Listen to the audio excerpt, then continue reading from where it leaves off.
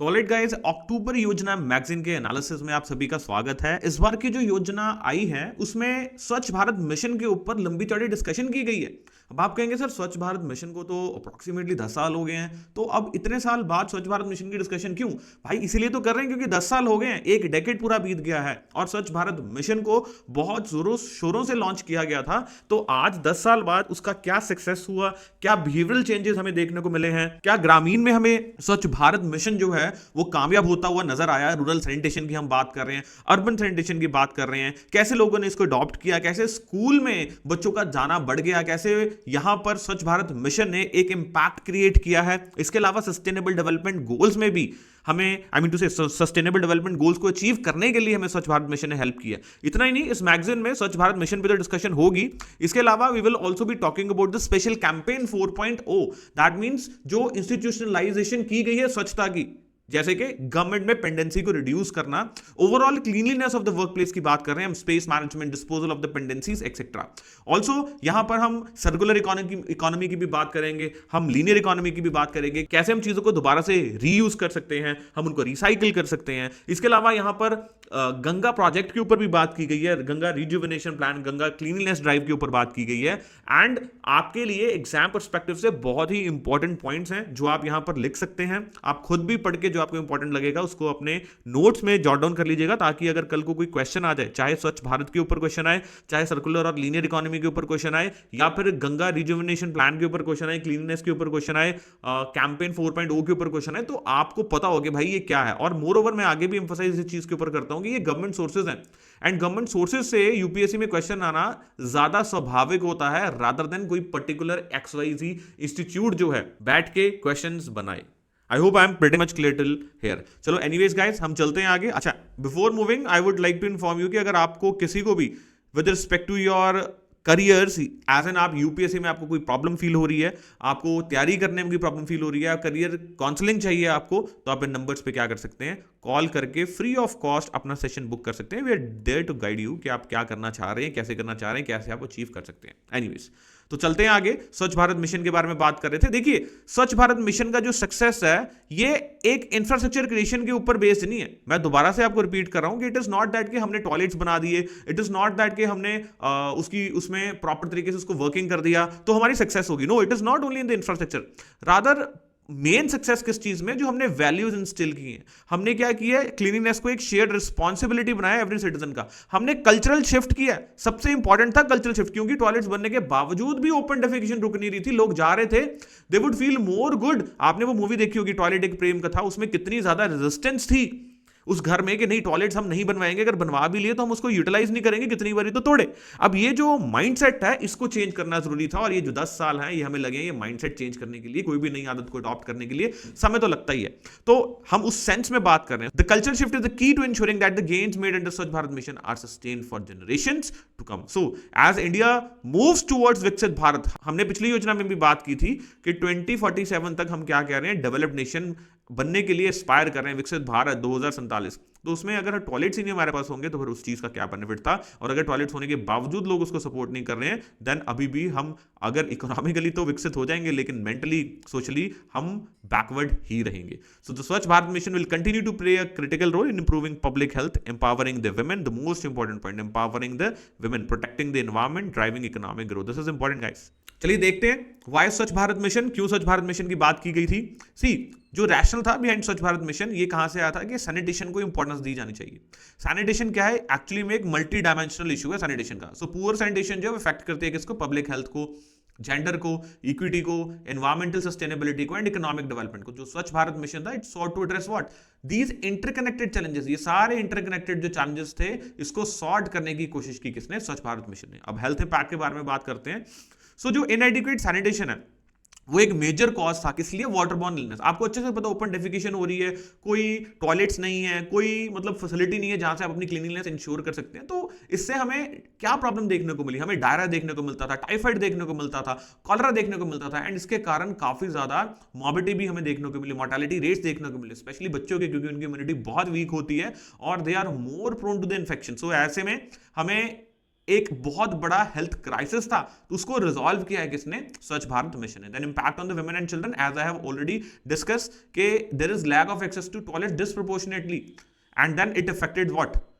Women and girls as well. So Swachh Bharat Mission ने इस issue को भी क्या किया? रिजॉल्व किया। एनवायरमेंटल इंपैक्ट को भी, क्योंकि open defecation, improper waste management contribute किस चीज को कर रहा था? एनवायरमेंटल डिग्रेडेशन को, that is also correct. Then economic impact भी हुआ। तो अगर स्वच्छ भारत के इंपैक्ट के बारे में बात करेंगे तो हम हेल्थ डायमेंशन कवर कर सकते हैं, impact on women and children को कवर सकते हैं, एनवायरमेंटल इंपैक्ट को कवर कर सकते हैं, देन इकोनॉमिक इंपैक्ट को भी हम क्या कर सकते हैं? कवर कर सकते हैं। तो एनी भी कवर कर नहीं सकते, कवर करना ही है आपको। Is that clear? So behavioural change is the most important thing जब हम स्वच्छ भारत की बात करें। तो इसको रट्टा मार लेना, याद कर लेना जो मैं पॉइंट्स की आपके साथ बात कर रहा हूं। अब इंपैक्ट देखते हैं किसका? स्वच्छ भारत मिशन का किसके ऊपर? सस्टेनेबल डेवलपमेंट गोल पे। कोई भी क्वेश्चन आ जाए तो आपको सस्टेनेबल डेवलपमेट गोल्स के साथ लिंक कर ही देना, चाहे एजुकेशन से रिलेटेड हो, चाहे पॉवर्टी से रिलेटेड हो, चाहे क्लीनलीनेस से रिलेटेड हो, चाहे एनवायरमेंट पोल्यूशन से रिलेटेड हो, चाहे ह्यूमन रिसोर्स डेवलपमेंट से रिलेटेड हो, किसी भी चीज से रिलेटेड हो, तो आपको सस्टेनेबल डेवलपमेंट गोल्स बीच में डालने हैं। ये आपको क्या करेंगे? आपके आंसर को एनरिच करेंगे। समझ लीजिए एक डिश के ऊपर गार्निश कर रहे हैं आप। सो Swachh Bharat mission is closely aligned with sustainable development goals, particularly sustainable development गोल 6। देखिए ये गोल्स आपको सारे याद होने चाहिए। अब सस्टेनेबल डेवलपमेंट गोल 6 क्या कह रहा है? Clean water and sanitation which aims to ensure availability and sustainable management of water and sanitation for all. कब तक? by 2030. So India's achievement of being declared open defecation free in 2019, 11 years ahead of the global deadline, is testament to the country's commitment to not only national but also global sustainability goals. So important है जी sustainable development goal 6 स्वच्छ भारत से related, which is clean water and the sanitation, and स्वच्छ Bharat mission इसको क्या किया? improve किया।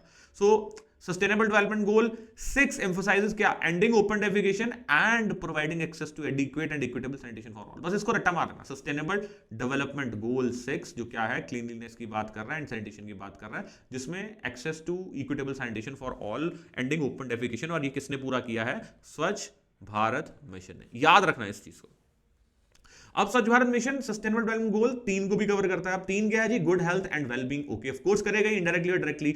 Sustainable development goal 5 भी cover होता है। सो हमने क्या देखा? हमने देखा 3, 5 और 6, ये 3 गोल्स जो हैं हम देख रहे हैं जिसमें सस्टेनेबल डेवलपमेंट गोल्स में कवर हो रहे हैं, which is gender equality. Important, very very very important. याद रखिएगा, नोट कर लो, रटा मार लो, जैसे आप कंफर्टेबल हो कि सस्टेनेबल डेवलपमेंट गोल 3, 5, 6, इन तीनों को कौन फुलफिल कर रहा है? हमारा स्वच्छ भारत मिशन। ऐसा नहीं सिर्फ स्वच्छ भारत मिशन इसको फुलफिल करेगा, बट एनीवे और भी बहुत सारे मिशन होते हैं या स्कीम्स होती हैं जो फुलफिल करती हैं, लेकिन स्वच्छ भारत इसको कर रहा है। आपके एग्जाम के लिए आपको मसाला मिल गया है। अब जो 4 एरिया जिसके ऊपर स्वच्छ भारत मिशन ने फोकस किया था, first one was open defecation free sustainability, then was के जो solid and liquid waste management. So it was not only about the construction of the toilets, no, it was also about the waste management, it was also about the visual cleanliness, that means maintaining them, it was also about the community engagement and capacity building, very much important, ताकि self help groups की help के through, पंचायती राज institutions की help के through हम sanitation को maintain कर पाए। बड़े ही इंपॉर्टेंट पॉइंट चल रहे हैं, मैं फिर बोल रहा हूं आपको एग्जामिनेशन पर्सपेक्टिव से, कॉपी पेन आपके पास होना चाहिए ताकि आप उसको नोट कर रहे हैं।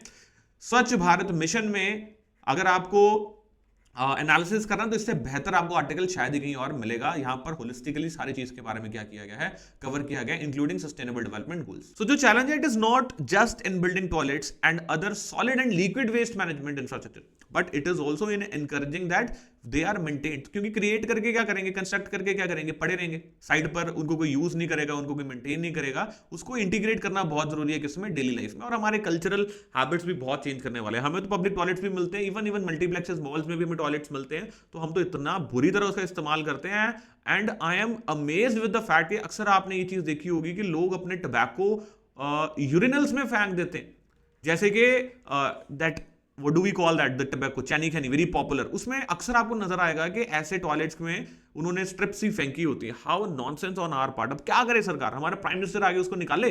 What do you expect from? तो अपने अंदर भी वो चेंज लाने की जरूरत है ना। आई अंडरस्टैंड कि आपको अभी टाइम लगेगा, but still you have to move that ahead. So आगे बढ़ते हैं और देखते हैं कि making women central to development. So women को हमेशा सेंट्रल में रख के डेवलपमेंट के बारे में जिक्र किया जा रहा है। किस संदर्भ में मैं आपके साथ बात कर रहा हूं?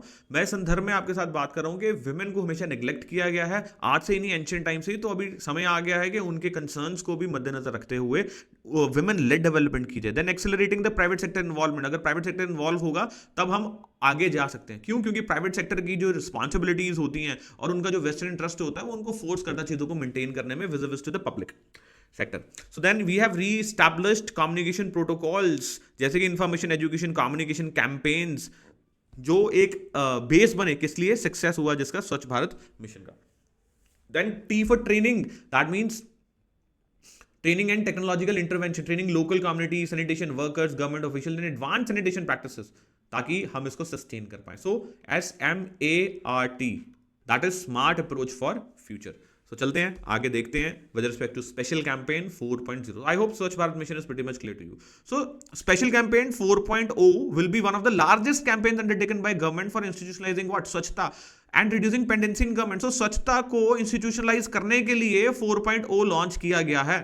ये एनेबल करेगा क्या, creation of the clean functional efficient citizen centric office spaces, जहां पर सिटीजन जो हैं वो इंटरैक्ट कर सकते हैं किसके साथ, सरकार के साथ. सो लॉन्ग टर्म आउटकम जो स्पेशल कैंपेन का होगा वो क्या होगा, digital empowerment of the citizen and digital transformation of the institutions. Basically hassle कम करने की बात की जा रही है, पेंडेंसी कम करने की बात की जा रही है, क्लीननेस के ऊपर, ओवरऑल वर्क प्लेसेस की क्लीननेस के ऊपर क्या दिया जा रहा है, जोर दिया जा रहा है, स्पेस मैनेजमेंट के ऊपर बात की जा रही है, etcetera. I hope it is also clear to you कि 4.0 क्या चीज है.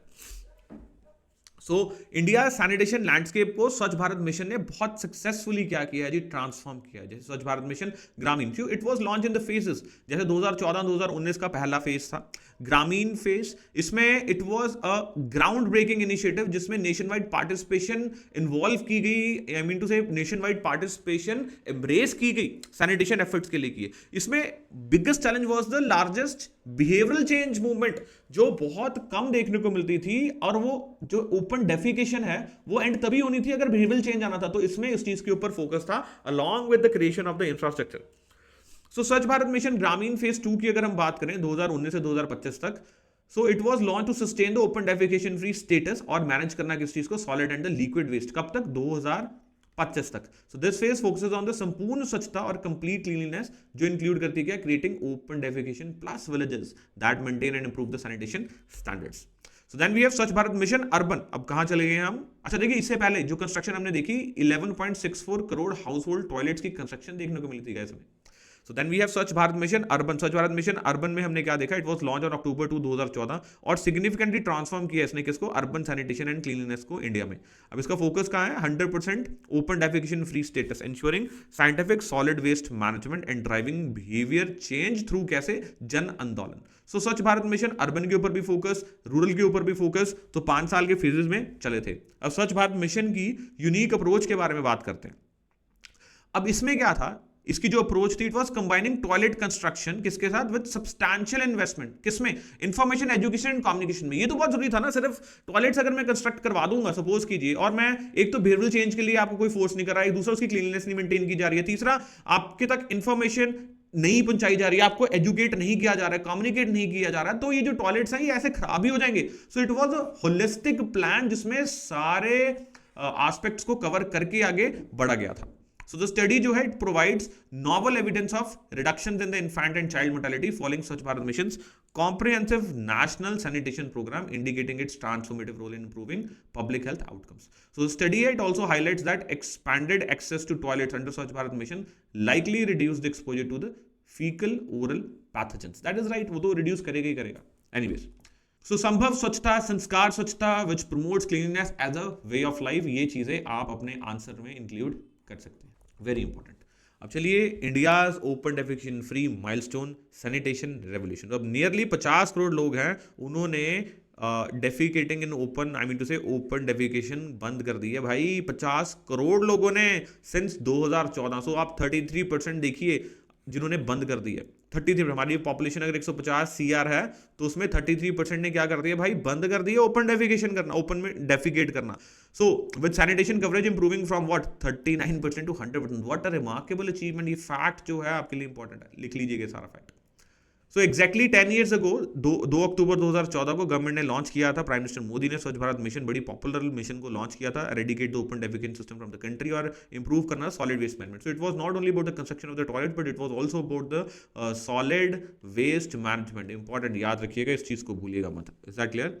सो स्वच्छ भारत मिशन जैसा कि हमने बात किया, ग्रामीण लॉन्च किया गया, अर्बन मिशन लॉन्च किया गया, which was to make India open defecation free by October 2019। अब चलो एनीवेज कुछ हम अचीव कर पाए, कुछ नहीं भी अचीव कर पाए, बट अभी भी हम लगे हुए हैं। United Nation General Assemblies announce 17 sustainable development goals to be met by 2030। याद रखिएगा, sustainable development goal 17 to be met by 2030। और इसमें हमने देखा था सस्टेनेबल डेवलपमेंट गोल्स को कौन फुलफिल कर रहा था, स्वच्छ भारत मिशन जो है वो फुलफिल कर रहा था। So open defecation leads to spread of untreated fecal matter throughout the environment and is associated with various negative health consequences. जैसे कि diarrheal diseases, trachoma and schistosomiasis are deeply associated with fecal contamination. ये चलो anyways you can just write down के problems general face करनी पड़ती है, जैसे कि कॉलरा, जैसे कि टाइफाइड या बैक्टीरियल और वायरल इन्फेक्शन। आप लिख सकते हैं पैथोजेंस भी, आई मीन टू से आप लिख सकते हैं इसकी जगह।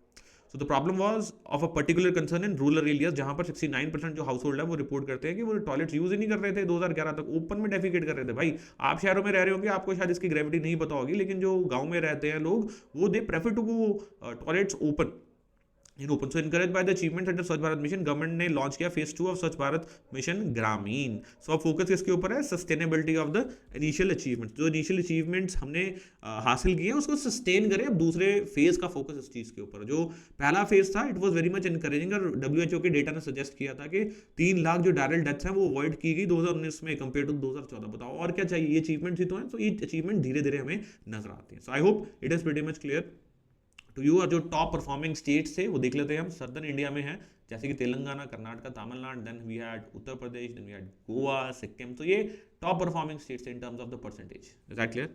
सो जो मेजर कंपोनेंट्स है इंपॉर्टेंट फेज 2 की वो क्या थे? Sustaining the open defecation free status, sustain करना उसको। Then biodegradable solid waste management, very much important. Then plastic waste management important, then liquid waste management important, then fecal sludge management important, Govardhan information। अब ये याद रखना, note कर लो अपनी copy में कि स्वच्छ भारत मिशन, आपको क्वेश्चन आ सकता है कि स्वच्छ भारत मिशन का जो फेज 1 था 2019 तक उसने कंसिडरेबल अचीवमेंट्स लिए हैं, बट जो 2019 के बाद का हमारा फेज 2 है it has more to do 2024 तक it had more to do with merely construction of the toilets। तो उसमें आप ये सारे पॉइंट्स लिखेंगे ना कि क्या क्या उसमें करने की बात की जा रही है। So along with the Swachh Bharat Mission Gramin, the government also launched the Swachh Bharat Mission Urban, which aims to make urban India free from open defecation and achieve 100% scientific method। That is right। So urban भी था and rural भी था। According to report जो 17% rural population India वो अभी भी क्या कर रही है, डेफिकेट कर रही है। भाई ओपन में 2022 तक की बात कर रहे हैं। सो आज भी 1/4 of the rural population didn't have even at least basic sanitation facilities. तो इनको भी लाना सेकंड फेज का मकसद था। अब जब हम क्लेम्स की बात करते हैं ऑफिशियल डेटा की, और जो एक्चुअली में हमारे पास रिपोर्ट है, अगर हम उसको एनालाइज करते हैं, उसको देखने की कोशिश करते हैं, तो उससे हमें समझ आता है कि अभी भी बहुत बड़े कंसर्न्स हैं। सो सिग्निफिकेंट प्रोग्रेस तो जरूर हुई है इन promoting the use of the toilets, persistent open defecation still remains a challenge. ये आपका कंक्लूजन भी हो सकता है, जिसमें आप लिख सकते हैं कि और हमें इसमें लोगों में बिहेवियरल चेंजेस और कम्युनिकेशन टेक्नोलॉजी इंफॉर्मेशन के थ्रू हमें ये चेंज करने की जरूरत है। So Ganga rejuvenation and water conservation again very much important. So अगर आपको पता हो रिवर गंगा को हम क्या कहते हैं, माँ गंगा, और हम गंगा रिवर को हमेशा गंगा जी से बोलते हैं, और हम क्या बोलते हैं, गंगा मैया भी बोलते हैं।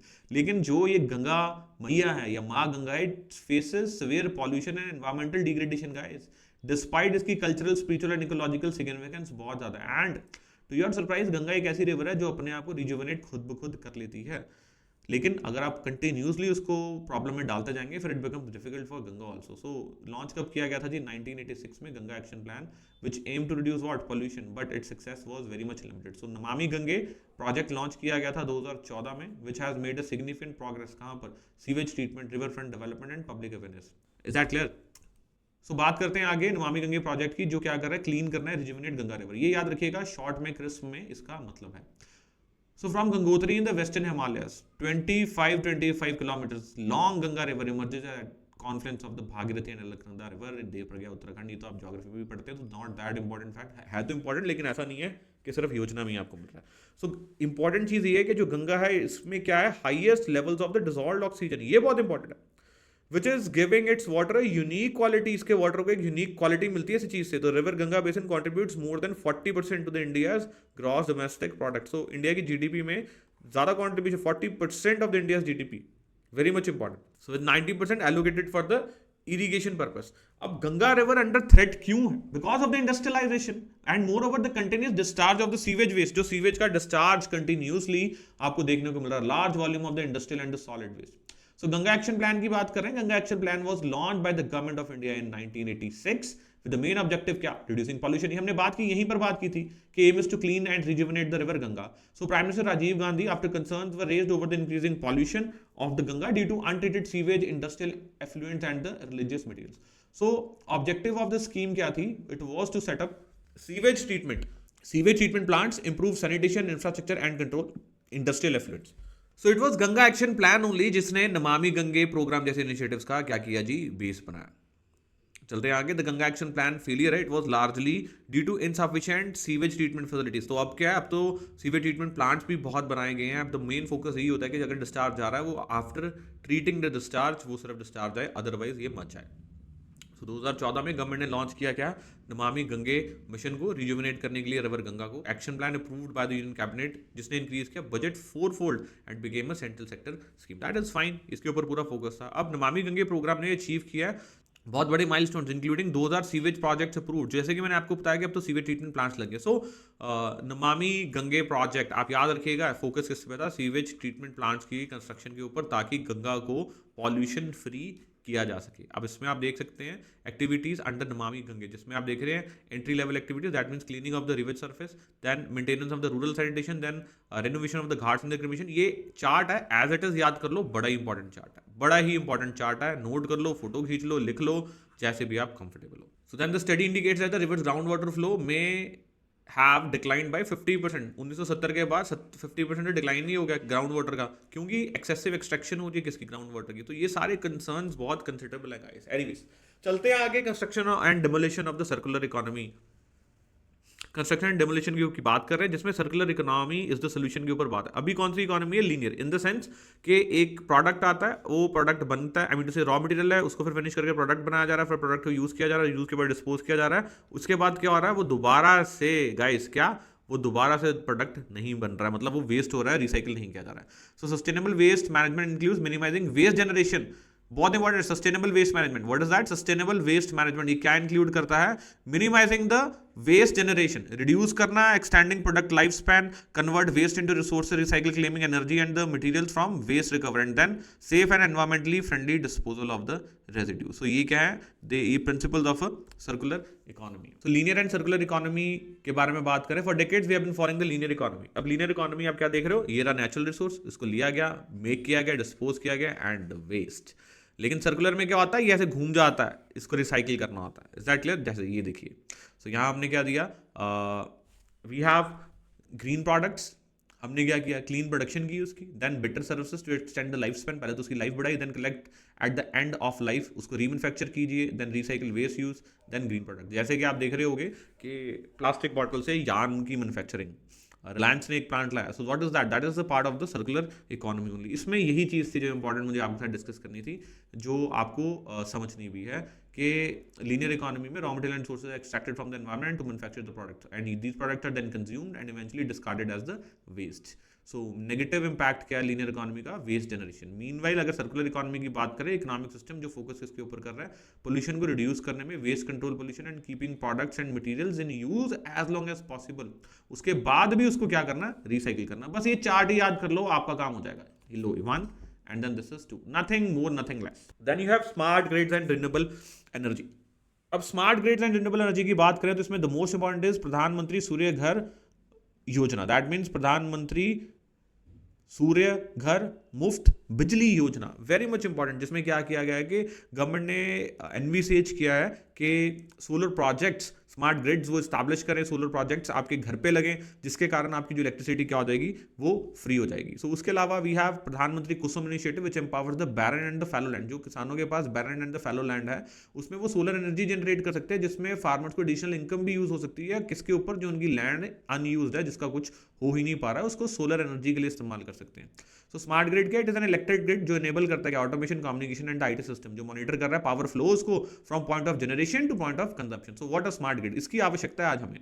सो ये क्या करता है, कंट्रोल करता है पावर फ्लोज को, curtails the load to match the generation, I mean to say the electricity generation in the real time, जितनी जैसे जरूरत है। माइक्रो ग्रिड क्या होते हैं, मेन ग्रिड के साथ ये इंटीग्रेट कर दिए जाते हैं। It consist of the interconnected loads and distributed energy resources, it can operate in stand alone, अलग भी ऑपरेट कर सकते हैं लेकिन सपोर्ट करते हैं मेन ग्रिड्स को। Then you have drinking water and Jal Jeevan mission. The government of India ने envisage किया making available safe and adequate drinking water to the all households, guys. Rural sanitation की बात करें, under Swachh Bharat mission launch by prime minister on 2 October 2014, all villages and gram panchayat, we have already discuss open defecation free करना। Sustainable development goals, sustainable development goal target 6.2 which essentially eliminate the open defecation nationwide, again important, this is very much important। प्रधानमंत्री सूर्य घर मुफ्त बिजली योजना, प्रधानमंत्री सूर्य हर घर मुफ्त बिजली योजना इसको बोलते हैं। So increase the share of the solar rooftop capacity, solar rooftop capacity, जैसे कि मैंने आपको बताया घरों में छतों पे क्या करते हैं ना, सोलर पैनल्स लगा देना ताकि कैपेसिटी बढ़े, किस चीज की, सोलर पावर की, एंड एम्पावर करना रेजिडेंशियल हाउस होल्ड को कि वो जनरेट करे अपनी खुद की इलेक्ट्रिसिटी। तो उसको क्या कर देंगे, घर के मीटर के साथ कनेक्ट कर देंगे, तो आपका छत इलेक्ट्रिसिटी प्रोड्यूस कर रही है और वहीं से यूटिलाइज हो रहा है। इससे क्या हो रहा है, आपके बिजली का खर्चा भी बच रहा है, और अगर आप सरप्लस प्रोड्यूस करते हैं तो आप सरकार को वो दे भी सकते हैं। तो नेक्स्ट बात करते हैं इंडियाज बायोफ्यूल रेवोल्यूशन। तो इसके अगर कोई छोटे छोटे पॉइंट्स हैं वो आप जब रीड करेंगे आपको खुद भी समझ में आ सकते हैं, जो वेरी इंपॉर्टेंट पॉइंट्स हैं एग्जामिनेशन परस्पेक्टिव से, वो मैंने आपको समझा दिए। कनेक्शन जोड़ने के लिए अगर आपको पढ़ना पड़े तो आप बाकी की चीज़ों को पढ़ सकते हैं। सो हमने देखा biofuel revolution, efficient, sustainable and clean. यहाँ पर तो पहले तो इन्होंने स्वच्छ भारत मिशन की बात की, इसकी तो लंबी चौड़ी डिस्कशन कर चुके हैं और हम इसके बारे में बात नहीं कर रहे हैं। हम सीधा बात करेंगे present scenario of the fossil fuel consumption in India. अब 2023 तक फॉसिल फ्यूल कंजम्पशन यानी कि पेट्रोल, डीजल, मिट्टी का तेल, ये सारे जो केरोसिन वाला, आई मीन टू से, इनका क्या स्टेटस है। 2023 तक फॉसिल फ्यूल्स जो है अप्रॉक्सीमेटली 70 to 75% इंडिया की एनर्जी कंजम्पशन को पूरा कर रहे हैं। वेरी इंपॉर्टेंट फैक्ट, आज भी 70 से 75% इंडिया की जो एनर्जी कंजम्पशन है इसको कौन पूरा कर रहा है, इसको पूरा किया जा रहा है by fossil fuels only. So coal है, it is a dominant source contributing to nearly 55% of the country's electricity generation, as India is one of the world's largest coal producer and the consumer. Oil जो है is the second largest energy source, with India being the third largest importer of crude oil globally, heavily dependent on the imports of around 85%। तो दोबारा बात करते हैं, कोल जो है वो डोमिनेंट सोर्स है, contributing 55% of total energy generation. जितनी एनर्जी जनरेट हो रही है उससे 55%, 55%, 55% तो कहां से आ रही है, कोल से ही आ रही है। वेरी इंपॉर्टेंट फैक्ट, इसको भी याद कर लीजिएगा। एंड इंडिया जो है it is one of the world's largest coal producer and the consumer. So oil जो है is the second largest energy source, बिल्कुल बात ठीक है, with India being the third largest importer of the crude oil globally, guys, heavily dependent on the import for around 85% crude needs. तो अगर हमारी need 100 है तो 85% तो हम क्या कर रहे हैं, उसको इंपोर्ट कर रहे हैं। However India is making significant strides towards renewable energy, वो हमें पता है। तो ऐसे में जब हमारी इतनी डिपेंडेंस अभी भी है, फिर भी हम रिन्यूएबल एनर्जी के ऊपर पूरा फोकस कर रहे हैं। एम्बिशियस टारगेट किसके लिए, solar, wind, hydro power. The government has set a goal to achieve what, 500 gigawatt of non fossil fuel based power by 2030। So biofuels हमें दोबारा एक होप देते हैं, जैसे कि it is derived from the organic materials like the crop. जैसे आप गन्ने के रेसिड्यू से बायोफ्यूल को डेवलप कर सकते हैं। Agriculture waste, algae are considered renewable energy source. Common types of biofuel क्या है, एथेनॉल, जो कैसे डिराइव किया जाता है, derive from the crops like sugar cane. जैसे कि मैंने आपको अभी बताया, शुगर केन कौन से आप इथेनॉल को क्या कर सकते हैं, प्रोड्यूस कर सकते हैं। बायोडीजल जो डिराइव किया जाता है वेजिटेबल ऑयल से, एनिमल फैट से। So biofuels are produce from the renewable and biological materials, जो रिप्लेनिश कर सकते हैं over short time frame compare to the fossil fuel. So fossil fuel से जल्दी हम उसको क्या कर सकते हैं, I mean to say utilise कर सकते हैं, या फिर हम एक्सेस ले सकते हैं, या फिर हमें हेल्प कर सकते हैं सस्टेनेबिलिटी में। अब इंपॉर्टेंट फैक्ट क्या जो एग्जाम में आ सकता है कि जो बायोफ्यूल्स हैं they are generally emitting what, fewer green house gases, अगर हम किससे कंपेयर करें, फॉसिल फ्यूल से। So as the carbon dioxide they release during the combustion. So it is partially offset by the carbon dioxide absorbed by the plants during the growth. So while the cultivation of the biofuel crops can compete with food production, leading to potential food security issues. Anyways, if we talk about energy gains, biofuel generally have lower energy content compared to the fossil fuels. That is also right. ये सारे points आपके examination perspective से क्या है, important है. So biofuel technology तो improve कर रहे हैं, लेकिन वो महंगे किससे, फॉसिल फ्यूल से, ये भी इंपॉर्टेंट है। Is that clear? इसमें सिग्निफिकेंट लैंड चाहिए, वाटर, एनर्जी इनपुट्स, बहुत कुछ चाहिए बायोफ्यूल्स में। अब यूज्ड कुकिंग ऑयल्स, यूसीओ, ये सिग्निफिकेंट वेस्ट प्रोडक्ट है हाउस होल्ड में का है। देखिए अब इसका कैसे इस्तेमाल हो सकता है हाउस होल्ड में, रेस्टोरेंट्स में एंड फूड प्रोसेसिंग इंडस्ट्रीज में। यूज्ड कुकिंग ऑयल जो है ये एक सिग्निफिकेंट वेस्ट प्रोडक्ट है। अब इंडिया जो है वो एडिबल ऑयल्स का लार्जेस्ट क्या है, कंज्यूमर भी है, हमें ये भी पता है। Millions and tons of UCO, unused cooking oil, I mean to say sorry used cooking oil, not unused, used cooking oil. जो आपने देखा होगा पकौड़ों की दुकान पर जाएंगे तो वहां पर वो पकौड़े बना के देगा, एक ही तेल में बार बार तलता जाएगा, at end of the day तेल बिल्कुल काला हो जाता है, उसी को हम बोलते हैं यूज्ड कुकिंग ऑयल। अब इसका बहुत ही स्मॉल फ्रैक्शन कलेक्ट किया जाता है। अब आपको एक पते की बात, दो इंपॉर्टेंट बात बताऊं कि CSIR IIP इन्होंने क्या किया जी, इंटरवीन किया। कहोगे CSIR IIP है क्या? तो it is council of scientific and industrial research, Indian institution of petroleum. आपको देहरादून में मिलेगा, if you happen to visit the Mussoorie तो वहां जाके देखिएगा इसको, ठीक है। So council of scientific and industrial research, Indian institution of petroleum, इन्होंने क्या बोला कि यूज कुकिंग ऑयल को बायोडीजल के तौर पर हम इस्तेमाल कर सकते हैं। सो ऐसी चीजें हमें जरूरत है हमारे देश को, वेरी इंपॉर्टेंट, इसको याद रखिएगा, प्रीलिम्स और मेंस के लिए दोनों के लिए इंपॉर्टेंट। सो इन्होंने इनोवेटिव टेक्नोलॉजी डेवलप की जिसमें कुकिंग ऑयल्स को क्या किया जा सकता है, बायोडीजल में कन्वर्ट किया जा सकता है। बायोडीजल क्या है? क्लीन बर्निंग रिन्यूएबल फ्यूल है that can be use in place of the traditional diesel, very much important. So याद रखिएगा अगली बार आपके घर में अगर यूज कुकिंग ऑयल को ड्रेन में फेंकने की बात की जाए तो दिमाग में ला लेना ये बात कि इसको बायोडीजल की तरह इस्तेमाल किया जा सकता है। सो आई होप गाइस आपको समझ आया, आई hope it was interesting for you. मिलेंगे अगली बार एक नए एडिशन के साथ, जो हमारा नवंबर का एडिशन है, that is also very interesting edition. तो till then see you, bye bye, take care, thank you.